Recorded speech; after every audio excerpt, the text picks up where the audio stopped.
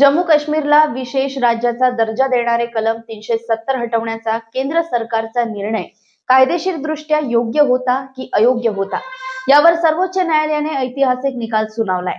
केंद्र सरकारने 5 ऑगस्ट 2019 रोजी कलम 370 हटवण्याचा घेतलेला निर्णय हा वैध आणि कायदेशीर होता, असा निकाल सर्वोच्च न्यायालयाने दिलाय। दुसरीकडे महाराष्ट्र विधानसभेचं हिवाळी अधिवेशन सुरू असून माजी मुख्यमंत्री आणि शिवसेना पक्षप्रमुख उद्धव ठाकरे हेही अधिवेशनात पोहोचले आहेत।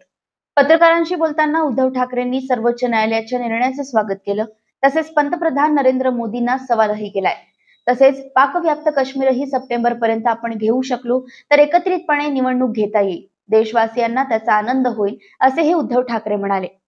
कलम 370 हटवण्याच्या केंद्र सरकारच्या निर्णयाविरोधात सर्वोच्च न्यायालयात सुमारे 23 याचिका दाखल करण्यात आल्या होत्या।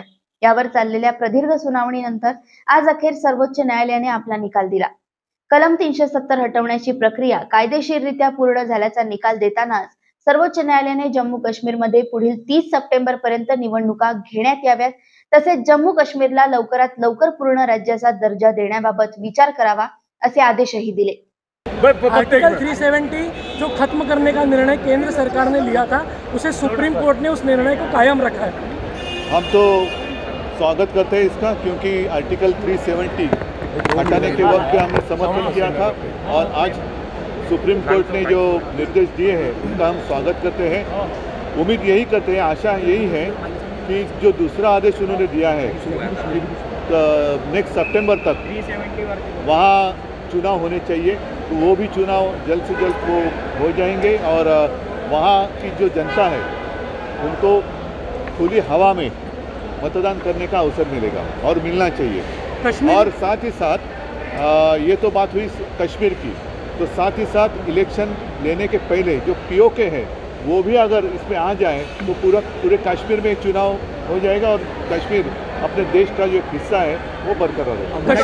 2019ला ज्या प्रकारे केंद्र सरकारने निर्णय घेतला होता तो वैध होता, आज सर्वोच्च न्यायालयाने निर्णय दिला आहे। आपल्याला कल्पना आहे की 2019ला सुद्धा हा निर्णय घेताना 370 कलम हटवण्याचा निर्णय केंद्र सरकारने घेतला, त्याला शिवसेनेने पाठिंबा दिला होता। आज सुद्धा माननीय सर्वोच्च न्यायालयाने हा निर्णय कायम ठेवलेला आहे, त्याचं आम्ही स्वागत करतो।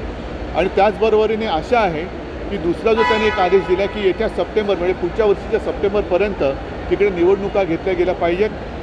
त्या निवडणुका घेण्यापूर्वी पाकव्याप्त काश्मीरसुद्धा जर का आपण घेऊ शकलो तर संपूर्ण काश्मीरमध्ये एकत्रित निवडणुका झाल्या तर सर्व देशवासियांना आनंद होईल। सर, काश्मीरी पंडितों का अधिवेशनाचे अपडेट आपण घेतायत। नहीं, आता त्याच्यावरती मी बोलेन। कश्मीरी पंडितों का जो मामला है, अब हमें उम्मीद करूं कि विश्वास, कौन गारंटी देगा, क्योंकि अभी गारंटी का ज़माना है। गारंटी कौन देगा कि कश्मीरी पंडित जो अपना घर छोड़कर भाग गए या भागना पड़ा उनको, तो वो सारे के सारे अब लौटेंगे, इसकी गारंटी कौन देगा? कौन ऐसी व्यक्ति इस देश में है जो गारंटी देगा कि आने वाले चुनाव के पहले जितने सारे कश्मीरी पंडित अपना घर छोड़कर बाहर गए हैं, उनको जाना मजबूर थे, वो जाना पड़ा था, वो फिर अपने घर लौटेंगे, इसकी गारंटी कौन देगा? क्या प्रधानमंत्री इसकी गारंटी देंगे? हम जानना चाहते हैं। काश्मीरी पंडितांना गॅरंटी मराठी आता जो तुम्ही प्रश्न विचारला त्याला मी उत्तर दिलं की सध्या गॅरंटीचा जमाना आहे की इसकी गॅरंटी उसकी गॅरंटी। माननीय प्रधानमंत्री सुद्धा गॅरंटी देत आहेत की याची गॅरंटी मी घेईन, त्याची गॅरंटी घेईन, मोदी गॅरंटी त्याला म्हणतात। तर ह्या निवडणुका ज्या पुढच्या वर्षी घ्यायला सांगितलेल्या आहेत सर्वोच्च न्यायालयाने, त्या घेईपर्यंत किंवा घेण्यापूर्वी जे काश्मीरी पंडित त्यावेळेला त्यांना जबरदस्तीने आपलं घरदार सोडून देशभरामध्ये त्यांना जावं लागलं आणि तेव्हा एकमेव हिंदू हृदय सम्राट बाळासाहेब ठाकरे यांनी त्यांना महाराष्ट्रामध्ये एक आसरा दिला होता।